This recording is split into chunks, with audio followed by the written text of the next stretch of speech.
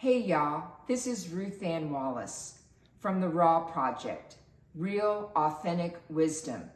Please subscribe to our YouTube channel and don't forget to hit like. Also, tune in to listen to us on Spotify.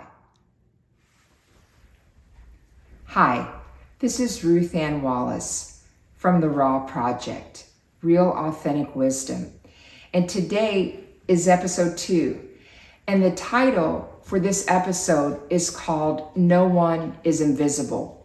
You know, when you think about somebody being invisible, you don't necessarily think about a small child. Everybody notices a child. Everybody thinks that kids are so cute mostly. But in this raw story today, you will see how I felt invisible. And I hope that you get from this story some wisdom about how no one really is truly invisible when they see other people. Here's the raw story. So just a little bit about me is that I grew up in a big family, 8 kids and just loaded house with all kinds of people. We always had cousins and friends and things over. And I grew up in a small Midwest town. And when I say small, I mean like tiny Midwest town. And I should say my family was the minority. We were one of a few Black families, I think in my town where I actually grew up. I was maybe one of 2 Black families. And then the larger town, which was actually a small town, it had a few more, but not very many. And so my life growing up was my family, my large family, and then the community of my church. And so a lot of Black folk, and this is what I'm going to call them. I know some of you are saying, why doesn't she say African American? Well, I don't say it because I'm Black, I'm proud of it, and we're just Black folk, and that's what we were, and that's what we are. And so anyway, I grew up in the community of my church, and everybody was Black, all Black church. Everybody, around us, when we hung out with people and what have you, they were all like me. And so I felt very confident. I felt great, when I get in my community and what have you. And everybody on my street where I lived was white, but it didn't matter, because inside my home, the thing that was taught was love your neighbor as yourself. That's just what the mantra was. My parents were had very strong faith.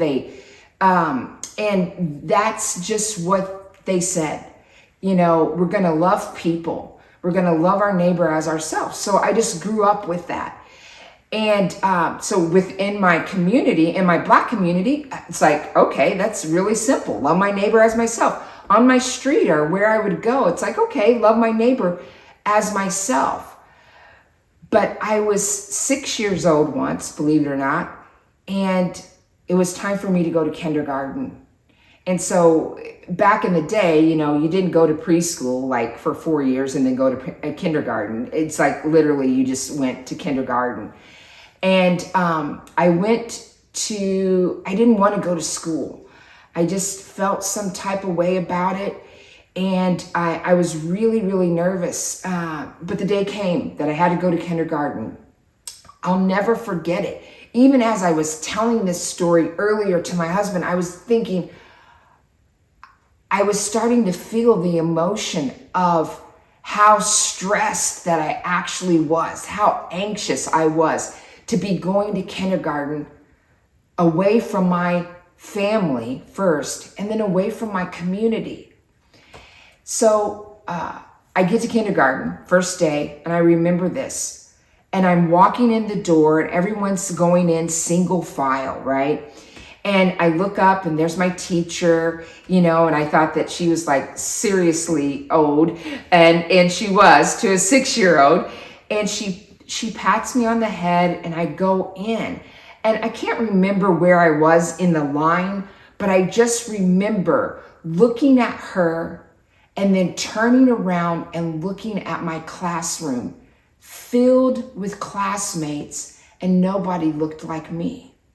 And in that moment, I probably couldn't have articulated it then, obviously at 6 years old, but when I look back at my life, I literally wanted to be like swallowed up in the ground because I looked at everybody and nobody looked like me. Nobody. And so I felt in that moment completely invisible. I took my seat.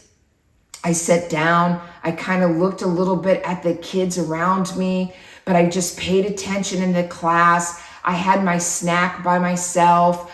I didn't know exactly what to do. And so I came, first day, second day, third day. I don't remember how long it was until I saw another invisible person. And he was sitting, taking his snack by himself. He was playing by himself. And I looked at him that day and I was like, oh my goodness, there's my best friend. There he is. And so I found my way over to him. And I recognized in that moment, our faces weren't the same color, but we were the same person. He was invisible and I was invisible. And you know what? My visibility, or my eyes, were able to see him. And he looked up and he was able to see me. And we were no longer invisible. And so he became my best friend. He loved to have tea parties and he loved to play whatever I wanted to play. And he was, we were really alike. He was a little chubby and he had these really incredible hazel eyes and he had a little lisp. And here I was brown. I was a little black girl. And he and we became fast friends. And at that point, we were no longer invisible. We had one another.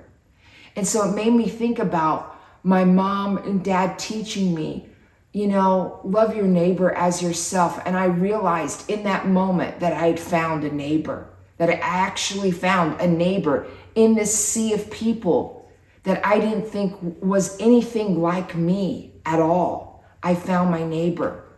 And so I want to say to you today, maybe you need to find that person that feels like they're invisible, because you never know what they may give you. You never know what they may have for you. What my invisible person had for me, he gave me the courage to be able to come to that class every day, excited, thinking about what he and I were going to do, what adventure that he and I were going to have for that day. And I automatically started to love school. And so now, fast forward to my life and to just the real authentic wisdom of that situation, I realized that when you are able to see somebody else in their pain, in their struggle, it can help you to overcome your own. It can help you to have empathy, to love them, and to love them as yourself, and to really actually look at them and see them for who they really are. And when you look at them and you see them for who they really are, then you know something about yourself. And what I know about myself then and what I know about myself now is that nobody is invisible. I know that everybody is important, that everybody has meaning. Every life counts. And that's what I learned. And that's what my friend taught me all those years, 50 some odd years ago. And you know what?